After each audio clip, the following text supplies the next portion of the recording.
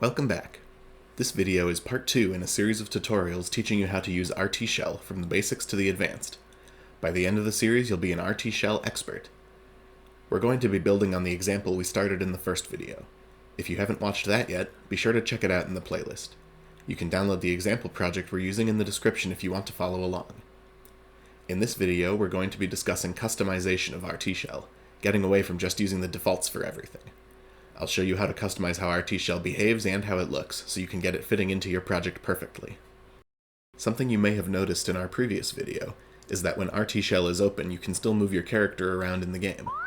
This is definitely not desirable if commonly typed keys for commands happen to correspond to actions in the game, like jumping here with the A key and movement with the arrow keys. Since the last video, the example project has been enhanced so that it now contains functions to pause and unpause the game.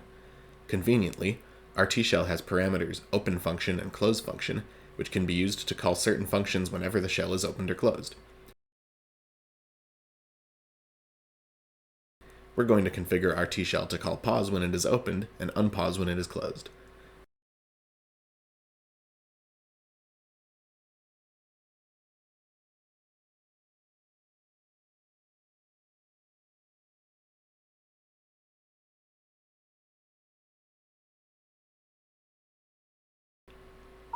Now you can see that whenever we open the shell, the game pauses. We are free to type the A key or press the arrow keys, and nothing is happening in the game behind us. As soon as we close the shell, we're unpaused and everything is back to normal. This is the most basic use case for these parameters. They could theoretically do anything you like. Let's try changing some more parameters. Maybe we don't want to press Ctrl-Shift-C to open the shell. Perhaps that keyboard combination has some meaning in our specific game project. Let's change it to Tab-W. We just need to change two parameters. First, we'll set open key. Its default value is ORD-C, otherwise known as the C character key. We'll change it to ORD-W. Then we need to set open modifiers. This is an array of modifier keys that need to be pressed in combination with the open key. Its default value is VK Control and VK Shift. We'll change it to VK Tab. You could change this to an empty array to not require any modifier keys to be pressed at all. Now we'll run our game again. Tab-W now opens the shell instead of Ctrl-Shift-C.